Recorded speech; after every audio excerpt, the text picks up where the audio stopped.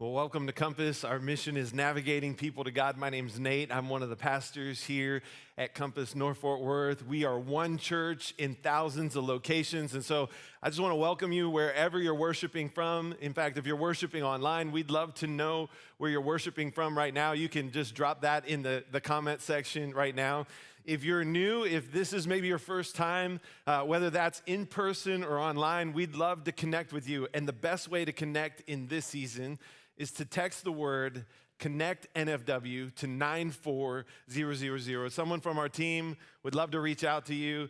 We want to give you a gift if you're worshiping online. If you're here in person, if this is your first time or we've never connected, we want you to head out those doors to my left after the service, our next steps area. We've got a gift for you. It's our way of saying we're glad that you're here.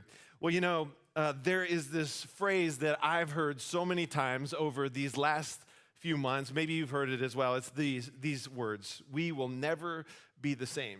And maybe you watched the news and you heard that, or you opened a magazine and you heard that, or you read the newspaper, or you had a conversation with someone, and those words were words that you heard or words that you listened to, or maybe they're even words that you said yourself. You know, I typed that phrase into Google, and in 1 second, I got 4.5 billion results of that phrase. And as I look back over the history of when those things were written, it was almost all of them were over the last 3 months.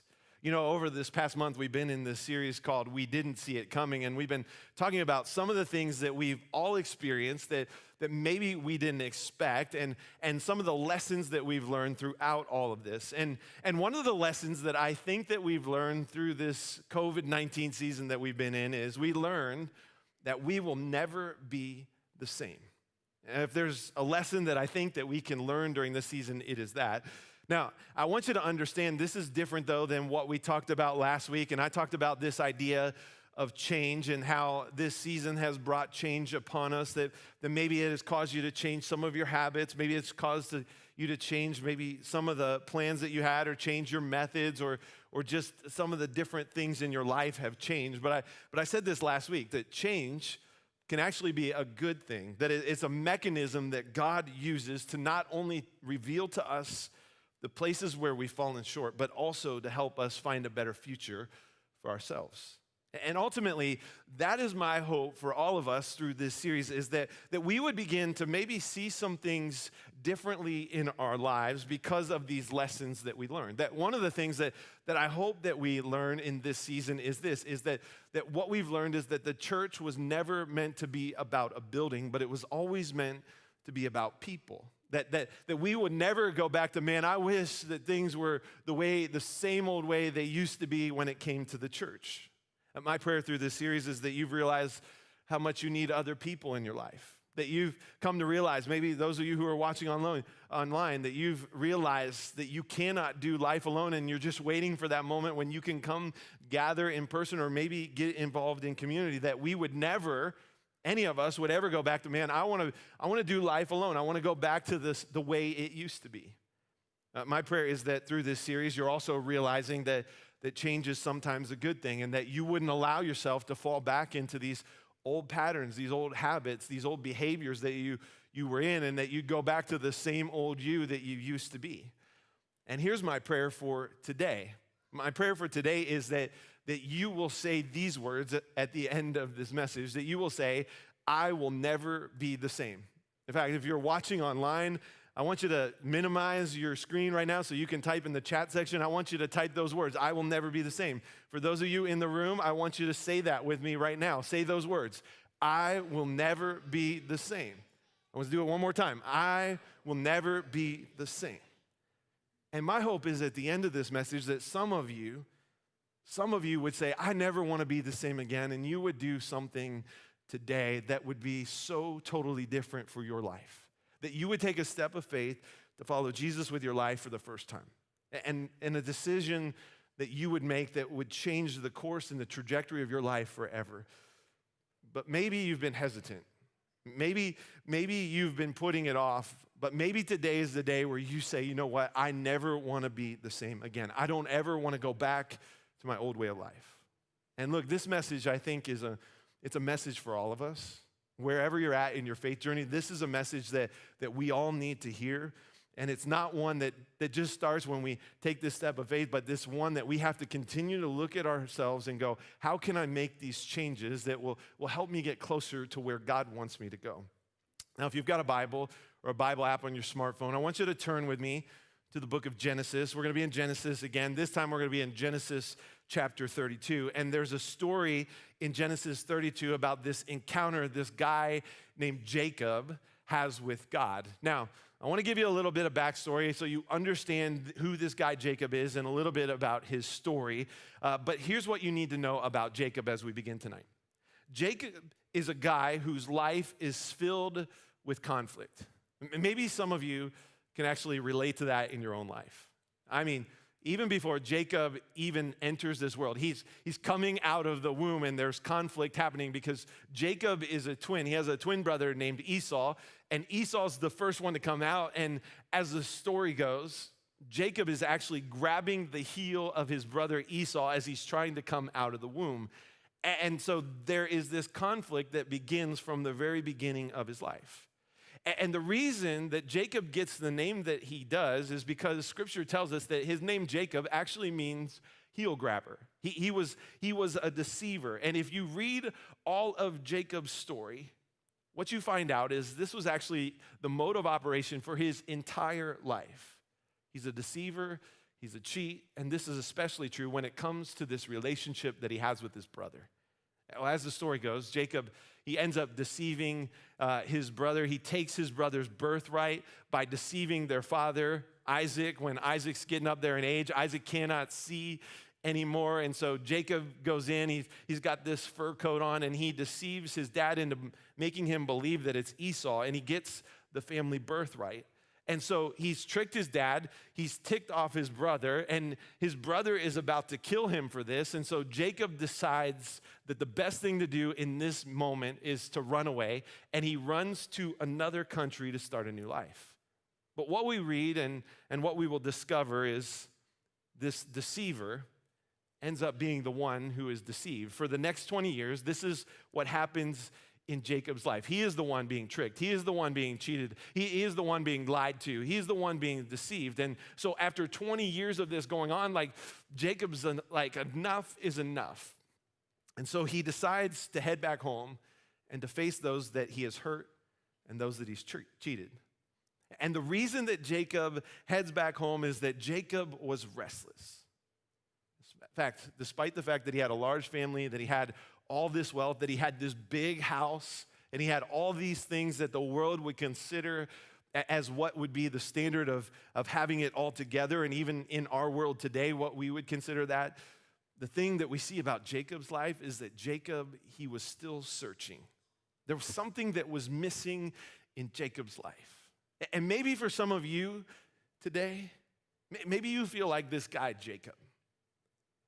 That maybe the season that we've been living in has caused you to feel a little bit restless. Maybe this season has caused you to feel as though you're wandering around aimlessly and you're not sure where to turn. Maybe there have been those moments you're like, God, I don't know, what is the plan? What do you have in store for me? Maybe you feel like you're missing out on things in life and you're just trying to figure things out. Like Jacob, I think we can all have those points in life where we search, where we just wonder, where we're not sure what life has in store. But I think it's through Jacob's story today that we can all learn some things that can really help us in our own journey. And so by the time we get to chapter 32, this is where we find Jacob. He's headed back home. He's ready to face his brother. Now his brother gets wind of this, and you can imagine his brother who's got his birthright taken from him, basically all of the family wealth. He's gotten it taken from him, right? He's a little bit ticked off, and so Esau, he decides to meet his brother Jacob with 400 of his closest friends. Things are not going to go too well for Jacob, or at least it feels like that. He feels like that his brother's about to kill him, and he's still holding this grudge from these previous 20 years. And Jacob is a guy who has always been in control of his life. But at this point in the story, Jacob is no longer in control. And he's afraid. So he comes up with this plan because he doesn't want to lose everything that he's built up over these last 20 years. He's trying to make sure that he doesn't lose everything, but he's still afraid and he's not sure what else to do. So he does something that I think we sometimes do when we don't know what else to do as well. You know what Jacob does? Jacob just begins to pray. If you're following along here, look at what it says in verse 11. It says this, "O Lord, please rescue me from the hand of my brother Esau. I am afraid that he is coming to attack me along with my wives and children." Now, let me ask you this today. During these past 3 months, have you ever had those moments where you weren't sure how things were going to go? Where you weren't sure how things were going to play out? Like you're a planner and you like to have everything nice and neat and in order, and then everything gets disrupted. Like you have a system for everything, but things were changing like minute to minute, day to day, hour to hour. It was driving you crazy. I'll be honest with you.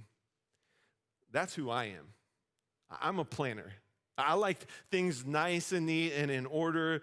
But over these past few months, there's been many moments where I just didn't know what was going to happen next. There have been moments where I wasn't sure what was next for me, and there were things that I had no control over, things that I wasn't in control of in my life. And to be honest with you, there were moments where I was filled with stress, and there was a lot of moments where I was even filled with doubt. And maybe you can relate in your own life. I know for me, I had those times where I just didn't know what else to do. But just to turn to God and ask God, would you please help me out? And just pray to God, God, I don't know what to do in this situation. And this is where Jacob's at. See, Jacob realizes that he is not in control in the story in this moment in his life. His brother is coming at him with 400 of his closest friends. He's probably thinking, this is not going to end so well for me in this moment. But it's at this point in the story that something happens to Jacob that he would tell us he didn't see coming. If you're following along in the story, we're going to skip down to verse 22 and following. Listen to what it says next. It says, "During the night, Jacob got up. He took his 2 wives, his 2 servant wives, his 11 sons, and crossed the Jabbok River with them. After taking them to the other side, he sent over all of his possessions. This left Jacob all along in the camp, and a man came and wrestled with him until dawn began to break." Now, I want to stop here for a minute and notice what it says here. It says that Jacob, he takes his 2 wives, his 2 servant wives, and his 11 sons. Now just think about this, all right? This is a problem, right? 2 wives, 2 servant wives, 11 sons. They've been traveling together. They've probably been staying in the same tent all together, and there's this moment where Jacob has just had enough. Maybe that sounds familiar to some of you during these last 3 months, right? You've been stuck in the house, and you just had to put everybody in these corners for a while. Well, Jacob, he is at this moment where he doesn't know what else to do, so he's got to send everybody away so that he can be alone. But then notice what it says next here in verse 24. It says, "A man came and wrestled with him until dawn." Now, I want you to go with me here for a minute. You know, I always have these crazy ideas of what this is happening in these scenes, in these Bible stories that we talk about. And so I imagine this is how the scene takes place. Like Jacob, he's just chilling, right? Like he's hanging out on a log. He's roasting some marshmallows over the fire. He's having some s'mores to like comfort himself and try to figure out what to do. When all of a sudden there is this voice that comes from nowhere that goes, "Let's get ready to rumble." All right. And then this guy appears, and this guy and Jacob, they begin wrestling with each other. Like this guy's like, "Hey, it's going down for real right now, Jacob, so you better be ready." And Jacob doesn't know who it is that he is wrestling with, but what we read here is this battle goes on all night long. Now, we, on the other hand, we know who it is that Jacob's wrestling with because we can read the rest of the story, and we realize that Jacob is in this wrestling match with God. Now, remember, everybody else is gone at this point. And I think there's a lesson that we learn from Jacob's story in this moment here. And here's the lesson that we learn. If you don't want to stay the same, it starts by getting rid of the distractions around you so that you can get alone with God. I don't know if you've thought about this or not, but I wonder, as I was thinking about Jacob's story and even what we've been experiencing these past few months, I wonder if maybe the reason that our schedules opened up, maybe the reason that things slowed down for us. Maybe the reason that for those of you who are watching online, you have not missed a week of services since COVID started is because God was trying to get our attention. That maybe God was saying, hey, I just want to spend more time with you. I miss you, and I just want to show you some things, but you've been so busy, you've been so tied up that I haven't been able to get any of your time and your attention, and I'm not even sure if you've thought about me. I wonder if this is something that God was trying to show us in the midst of all this. I think in Jacob's story, this is definitely the case. Because remember, up until this point, he's been managing everything on his own. Like he's in control of everything by himself. He's trying to control things, but it seems as though he's gotten to this point where he is no longer in control and he doesn't know what to figure it out. It almost feels like he doesn't have any control anymore. And it's here that God is about to give him his wake-up call. To get to where he wanted to go, Jacob was going to need help. So Jacob and God, they're wrestling all night long. Nobody else is around, and it's in this encounter that I think we all can learn something about the importance of being alone with God. What I think we need to understand, I think we need to know is this, is that when we get alone with God, that is when God can do his best work. When you're alone with God, I think that he can make the biggest changes and he can help you to grow the most because it's in that moment when you are alone with God that God has your undivided attention. Now, as verse 24 tells us that they battle all night long. Now, if you're like me as a kid, you grew up watching WWF wrestling, like I imagine this is kind of like a WWF Royal Rumble. Like neither guy is giving in, neither one is going to give up, and so it goes on all night. In verse 25, it says this. It says, when the man saw that he would not win the match, he touched Jacob's hip and he wrenched it out of its socket. So we read Jacob is not giving up here. He's wrestling with God, and so God decides to get his attention. And so he goes ahead, he uses one of his special mixed martial arts, the MMA moves, where he dislocates the hip. And maybe when I read this, maybe like me, you're wondering, like, why would God dislocate his hip? I think the reason is this, that God was dislocating his hip to get his attention. A.W. Tozer once said this, the Lord cannot fully bless a man until he has first conquered him. It's here that God conquered Jacob by weakening him, but ultimately what was happening as God weakens Jacob is he was actually giving him the strength that he needed. And the reason I say that is because of what it says next in verse 26. Look at what it says here. It says, then the man said, let me go, for the dawn is breaking. But Jacob said, I will not let you go unless you bless me. Catch this. Like Jacob's hip is dislocated. He's in some serious pain, but it's in this moment of being alone with God that he was realizing there was something different about this man that he's wrestling with. And God's like, would you just let go of my leg? And Jacob's like, nope, it's not going to happen. And then he says this in verse 26. He says, I will not let go unless you do what? Unless you bless me. Jacob realized that in the midst of his pain, that there was blessing.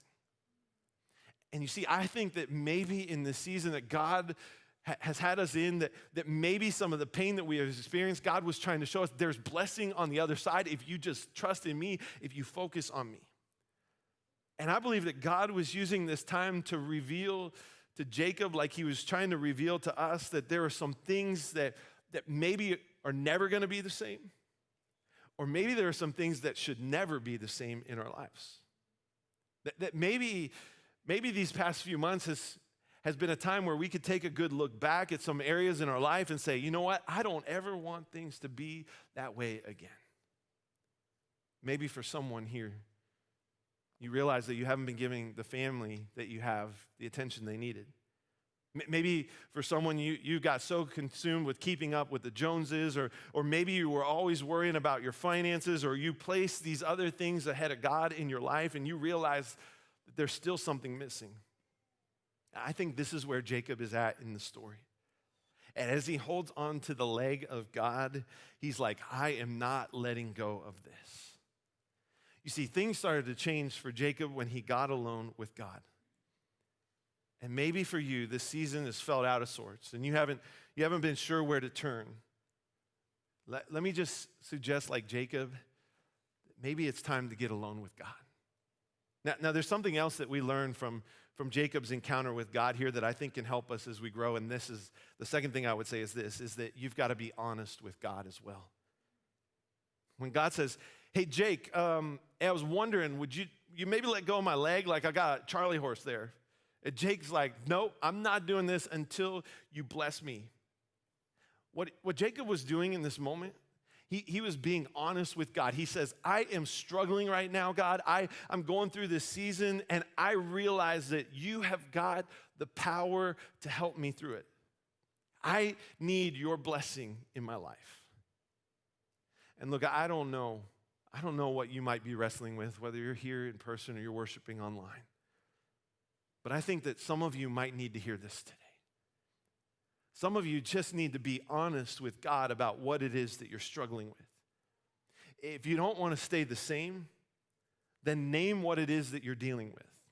Now, I'm not sure that at this point in the story, it doesn't seem to me that Jacob knows who he's wrestling with yet.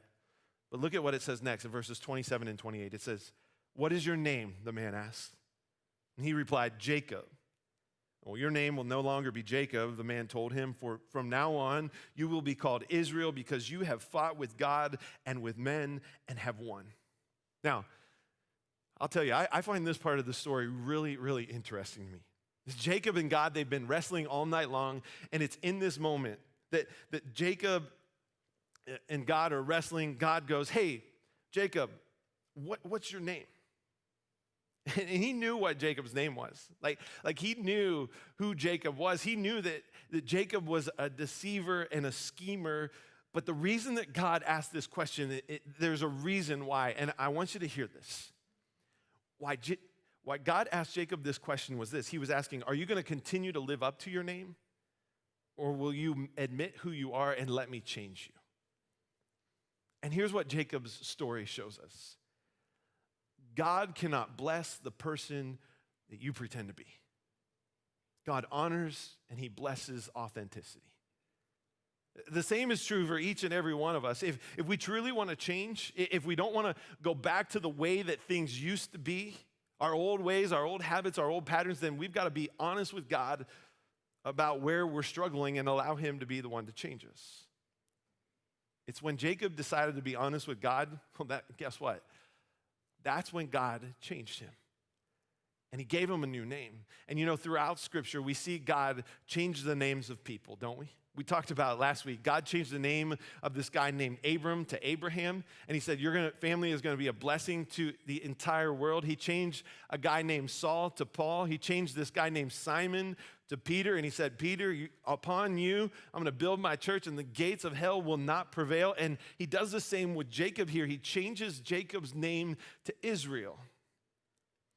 And you see, whenever God changed a name of someone in Scripture, it signified a new beginning. A new name meant a fresh start. A new name signified victory from the past. A new name meant God extending grace, and that's what we see in Jacob's story. So Jacob receives this new name. He receives God's blessing in his life, and then catch what it says next. Verse 30 says this. So Jacob called the place Peniel, saying, it is because I saw God face to face, and yet my life was spared. You see, like Jacob, if we truly want to change, if we want our life to be different, we can't just see God. We have to see the grace of God in our lives. And Jacob, he saw God face to face, and despite all that he had done in his life, all the mistakes that he made, he recognized that God did not look at him with shame. That when God looked at Jacob, he saw that God was a God who loved him, a God who forgave him, and a God that was full of grace and mercy and forgiveness. And I want you to hear this today as well. When God looks at you, that is how God sees you as well. He's a God of love. He's a God of grace. He's a God of forgiveness. Your hurts, your habits, your hang-ups, your mishaps, your mistakes. God's not keeping score of all that. Maybe Maybe for someone, you've been led to believe that in order to come to church and to be a part, a follower of Christ, that you've got to have it all together. You've got to have it all packaged nice and neatly in order for God to love you or even forgive you. But I want you to hear this today. That is not the case at all.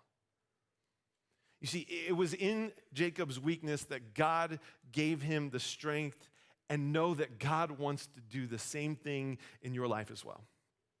In fact, I want you to listen to these words of this guy named Paul. Remember, God changed his name from Saul to Paul. This is what Paul wrote in 2 Corinthians chapter 12, verse 9.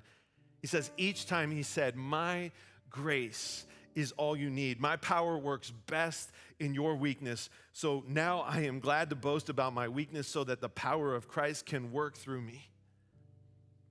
Catch what God says to Paul. He says, my power works best in your weakness. He says, would you just focus on me and my grace for you and allow my power to work in the weaknesses that you have in life? Because I will take over for you if you just trust me with it. And when Jacob focused on God's grace, it is then that he received the blessing. He received a new name, and things began to change for him. Things were never the same. Verses 31 and 32 say this: the sun was rising as Jacob left Peniel, and he was limping because of the injury to his hip. I love this. In Jacob's wrestling with God, it's then that things began to change, when he began to let up and let go and give over to God. For the rest of his life, this day of wrestling with God was going to be marked. It was going to be marked by this limp that he would now walk with because his hip had been dislocated. And you see, here's the thing that I think ultimately we learn from Jacob's story is we have to understand that when you walk with God, you will walk differently. And here's what I think that means for each of us. For those of us who are followers of Christ, our walk should already look different, shouldn't it? Like we should have a different walk to us. When people see us, they should go, man, there's something different about them. But I wonder if the season that we've been in has been teaching us that we need to still change some things about the way that we walk. That maybe for some of us as followers of Christ, we've been living in this season of fear rather than faith. And maybe what God was saying is it's time to change the way that you walk. Maybe for some of you, you say that you love God, but your actions speak something different. And maybe what God has been trying to show you is it's time to change the way that you walk. Maybe for some of you, this has been a season where you've turned your back on God and you've been going the wrong way. And God's saying it's time to change the way you're walking and start walking with me again. For those of us who are followers of Christ, let me just ask this right now. How's your walk look? If other people, they looked at you and how you've been living during this pandemic, if they looked at you and how you've been living in the midst of everything that's been going on in our world and what you've been posting on social media, what would they say?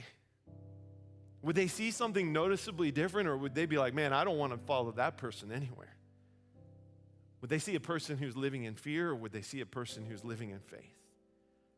Look, if we don't want to be the same, it might mean that we need to change the way that we walk, that we need to get alone with God more, that we might need to be honest with God about our struggles. It might mean that we need to remember that we have seen the grace of God in our lives, and we need to follow God's plan for our lives and trust where He's leading us. Now, for those of you who you're just exploring this whole Christianity thing and Jesus, maybe you've never even worshiped in person with us, you've just been joining us online these last 3 months. I want to talk to those of you who are maybe on this journey right now and you're exploring. Maybe what God has been trying to say to you in the midst of this season is this: hey, it's time to walk differently. For some of you, you've been trying to go your own way. You've been pretending or posing. You've been hurting and hobbling, and maybe you've been walking along all by yourself. But today, maybe what God is trying to say is it's time to change. Maybe you've been wrestling with God for some time, and maybe today is the day where you say, I am done pretending. I'm done posing. God, I am ready for the blessing. Maybe for some of you, you're ready to say, I am ready to never be the same. God, I am ready for you to change my name. If that's you, we want to give you that opportunity as we close today. I want to give you an opportunity to make the best decision that you can ever make by following Jesus with your life. And so we're going to have a time of decision here as we close out the service. The band's going to come and play a song here. And as they do, if you're worshiping in person, one of the things that you can do is you can change the way you walk by walking forward and grabbing one of these towels and declaring that you want to get baptized. And we're ready for that. We've got the baptistry open outside. It's been sanitized. It's clean. It's chlorinated. So there is no COVID in there. I promise you that. And we're ready for that. And we've got a couple of baptisms that we know are happening. So why don't you join the party tonight? And there are others of you who are worshiping online. You maybe want to get baptized and you're not sure how to do it in this season that we're in. Here's what you do. Just text the word decisions to 94000 or drop that in the chat section and our chat hosts will reach out to you and we'll get you connected. We'll find a swimming pool. We'll find a hot tub. We'll find an animal trough, whatever we have to find in North Fort Worth. And we'll do baptisms because we don't want you to miss out on making the best decision that you could ever make. And maybe you're here today and you're just struggling. Maybe this season has been a difficult time for you and you just need prayer. We want to offer that up as well. And so as we sing this song today, if you need prayer, you can come to the front as well. You know, if there's one thing that we learned in the midst of this pandemic, it's this. We've got room to grow. And if we will trust God and we will follow him, we will never be the same. Would you stand with us right now? We're going to sing this song as we close the day. If you want to make a decision, you can come at this time.